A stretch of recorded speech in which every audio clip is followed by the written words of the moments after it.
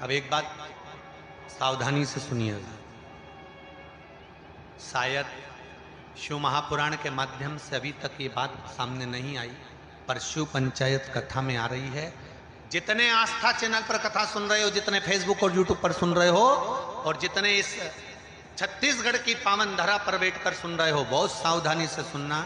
एक प्रश्न हमारे भीतर खड़ा होता है, जब हम सूर्य नारायण भगवान को अर्घ देते हैं, जल चढ़ाते हैं, तो वो जल पृथ्वी पर जब गिरता है तो उसके छींटे हमारे शरीर पर लगते हैं। क्या वो ठीक है? क्या वो श्रेष्ठ है? तो शिव महापुराण की कथा कहती है, जब हम सूर्य को अर्घ देते हैं, सूर्य को जल चढ़ाते हैं, वो पानी जब पृथ्वी पर गिरता है, उसके छींटे हमारे शरीर पर लगते हैं, तो वो श्रेष्ठता का भाव निर्मित करते हैं, वो गलत नहीं हो सकता।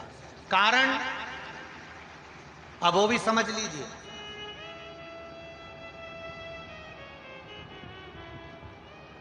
अब सूर्य नारायण भगवान को आप जल चढ़ा रहे हो, तो छींटे नहीं लगे, उसके लिए क्या स्टूल पे चढ़ के चढ़ाओगे कि कुर्सी पे चढ़ के चढ़ाओगे? अरे बोलो तो सही। अब कई लोगों के दिमाग में यह बात भरा गई कि हम भगवान को जल चढ़ाते हैं, वो हमारे शरीर में छींटे लगते हैं, जमीन पे से पानी गिरता है, वो हमारे शरीर को छींटे लगते हैं, भगवान को अच्छा नहीं लगता होगा। कौन ने कहा? पहले तो उसको पकड़ के लड़ो।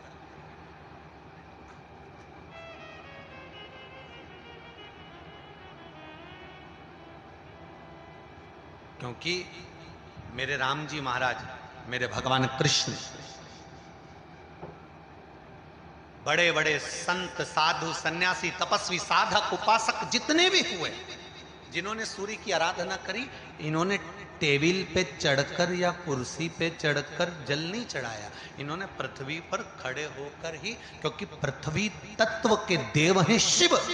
जब हम मृत्यु लोक पर खड़े होकर, पृथ्वी पर खड़े होकर भगवान शंकर का भाग पृथ्वी तत्व को धारण कर कर जल को हाथ में लेकर जब समर्पित करते हैं, और जो जल नीचे गिरता है वो शरीर पर अगर लगता है तो हमको उसका आशीर्वाद ही प्राप्त होता है, दोष नहीं लगता। पर लोगों ने इसको विपरीत कर दिया। कि कौन ने विपरीत करा? कई लोगों ने इसको विपरीत कर दिया। कौन ने विपरीत करा? तो जो दूसरे धर्म के लोग होते हैं, जिनको हिंदू धर्म से नफरत होती है और जो हिंदू धर्म की पूजन, सेवा, अर्चना को समाप्त करना चाहते हैं, वो धीरे धीरे धीरे धीरे कहने लगे कि सूर्य को जल चढ़ाओगे तो शरीर में लगेगा, शरीर में लगेगा तो दोष लगेगा। इसको कह कहकर घर घर में सूर्य को जल चढ़ाना लोगों ने बंद कर दिया कि आप जल चढ़ाएंगे तो दोष लगेगा, शरीर पे छींटा लगेगा, शरीर को ऐसा लगेगा। ये दोष नहीं है। कितनी सुंदर बात है महाराज। सूर्य नारायण भगवान को जब जल चढ़ाया जाता है, हाथ सिर से 8 इंच की दूरी पर होना चाहिए। जम के बोलिए, सिर से कितना ऊंचा होना चाहिए? 8 इंच ऊपर अपना हाथ होना चाहिए मस्तक से सूर्य को जल चढ़ाते समय। और ना चांदी का, ना स्टील का, ना लोहे का, ना प्लास्टिक का, ना कांच का, ना सोने का कोई बर्तन, ना कांसे का, ना एल्युमिनियम का,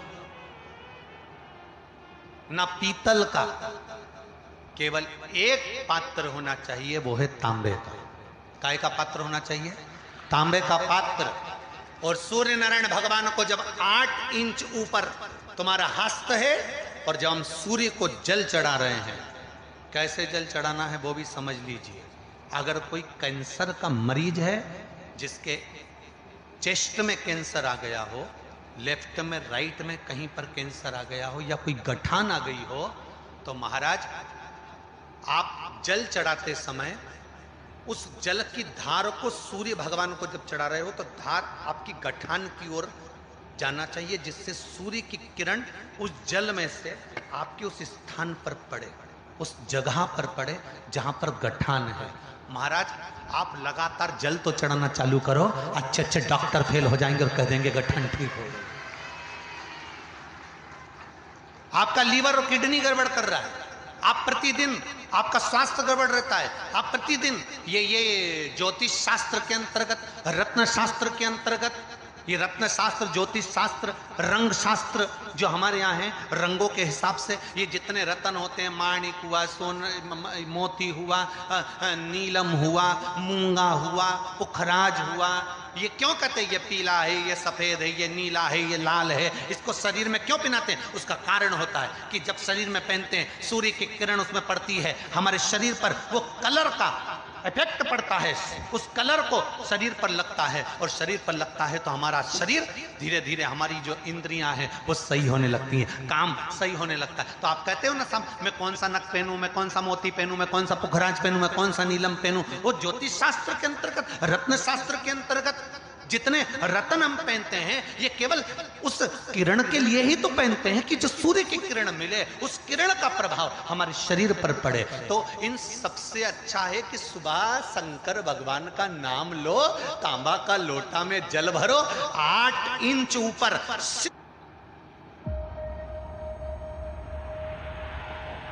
It all started from here. सिर से हाथ होना चाहिए, और सूर्य नारायण भगवान का दर्शन साधारण नहीं, जो जल तुम चढ़ा रहे हो वो जल की जो धार आ रही है उसमें सूर्य का दर्शन होना चाहिए, तो कैंसर की बीमारी कभी नहीं हो सकती। लीवर, किडनी, हार्ट, आपके हार्ट में अगर तकलीफ है, डॉक्टर ने कह दिया कि इसमें नस चोक है, आपको कहीं ना कहीं छल्ला डलेगा, आपको कह दिया इसमें कुछ ना कुछ प्रॉब्लम आ रही है, आप सूर्य को अर्घ देना चालू कर दो, सूर्य को जल चढ़ाना चालू कर दीजिए। आप सूर्य को जल चढ़ाओ, वो जल की जो तरंग आ रही है, वो जल जो निकल कर जा रहा है, उसकी जो किरण आपके हृदय पर, आपकी छाती पर पड़ रही है, नाड़ियों में पड़ रही है, नसों में पड़ रही है, उसका बल देखो तो शरीर 1 महीना लगातार चढ़ाओ, तो 15 दिन 20 दिन कर तो देखो। क्यों राम जी महाराज जल चढ़ाते थे, क्यों भगवान कृष्ण जल चढ़ाते थे सूर्य को, क्यों दशरथ जी महाराज जल चढ़ाते थे, क्यों कश्यप ऋषि जल चढ़ाते थे सूर्य को, सारे 33 कोटि देवता, सारे ऋषिवर, साधु संत सन्यासी तपस्वी साधक उपासक सब भगवान सूर्य को अर्घ दिया करते थे। क्यों देते थे, किस लिए?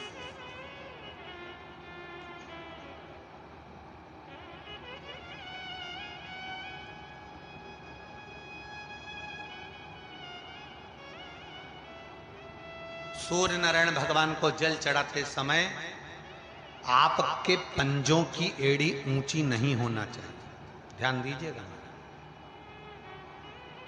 आपका पंजा पांव का पूरा की पूरा जमा होना चाहिए भूमि पर। हाथ कितने इंच ऊपर? 8 इंच ऊपर होना चाहिए। जल जो गिरे, सूर्य की किरण, सूर्य का दर्शन उस जल की रोशनी में करना चाहिए। क्या होगा उससे? जिस बच्चे को आंख में चश्मा लगा हो, मोटे से मोटा चश्मा लगा हो, छूट नहीं रहा हो, तो थोड़े दिन उसको सूर्य का अर्घ चढ़वाना चालू कर दो और जल में से सूर्य का दर्शन कराना चालू कर दो। सूर्य का दर्शन जल में से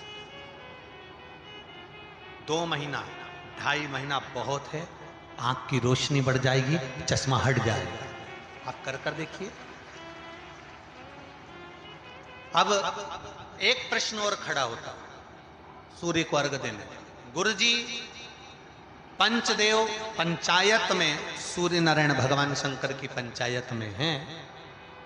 सूर्य नारायण को हम फ्लैट में रहते हैं, हम फ्लैट के अंदर रहते हैं, तो हम फ्लैट में रहते हैं, हमारे यहाँ अगर छज्जा नहीं है, हमारे यहाँ जगह नहीं है, तो हम सूर्य को अर्घ कैसे दें? तो महाराज खिड़की तो होगी, अगर घर में फ्लैट में पानी ढुलेगा और आप लोग नहीं समेट सकते तो एक बाल्टी रख लो, एक पात्र रख लो, पर सूर्य नारायण भगवान को अर्घ देकर रोशनी शरीर पर पड़ना चाहिए। जिंदगी में कभी कोई बड़ी बीमारी नहीं आ सकती। कितने लोग देते हैं सूर्य को अर्घ? जरा हाथ उठाओ। बहुत बढ़िया, बहुत जोरदार। पुरुष लोग भी देते हैं ना, चाहे बच्चे से बच्चा हो, बच्चों के हाथ में भी 1 लोटा पानी पकड़ाओ। घर में छोटे बच्चे हो ना, उनको तांबे का लोटा दो, पानी दो, जा बाहर खड़े हो जा, 1 लोटा पानी चढ़ा के। पहले दिन आप स्वयं बच्चे के साथ बाहर खड़ी हो ओटले पर, घर के बाहर खड़ी हो, छत पे खड़ी हो या घर के बाहर खड़ी हो, और बच्चे से कह लो चढ़ाओ बेटा, देखो ऐसा हाथ 8 इंच ऊपर करिए, तांबे का लोटा लेकर पानी धीरे धीरे डोलना है, जैसे वो स्लो मोशन के सीन नहीं होते नाटक में, ये एकदम धीरे धीरे, बस नहीं तो मालूम पड़े छोरा छोरी एक साथ उंडेल के नहीं। जल चढ़ाते समय उस पानी में से सूर्य की किरण पड़ना चाहिए, सूर्य की। एक बात और कहना चाहूंगा, अगर आप लोग स्वीकार करेंगे तो, अगर कहीं आपको लगता हो कि बच्चा पढ़ने में कमजोर है, विद्या में कमजोर है, रिजल्ट अच्छा नहीं आ रहा, पढ़ने में कमजोर है, वो पढ़े अपनी जगह पढ़े, वो कार्य करे अपनी जगह करे, मेहनत करे अपनी जगह करे। बच्चों को कह दो कि कुछ समय के लिए सूर्य को अर्घ देना चालू कर। सूर्य की किरण जहां पर ब्राह्मण या हिंदू धर्म का व्यक्ति मस्तक पर तिलक लगाता है, भुकुटियों के बीच में उस सूर्य की किरण इस भुकुटी के बीच पड़ना चाहिए, परंतु पानी कम से कम ना करते हुए स्लो मोशन में धीरे धीरे गिरना चाहिए, एकदम धीरे धीरे। तो यहां एक रेखा सूर्य की किरण से पड़ती है। चंद्रदेव का लड़का था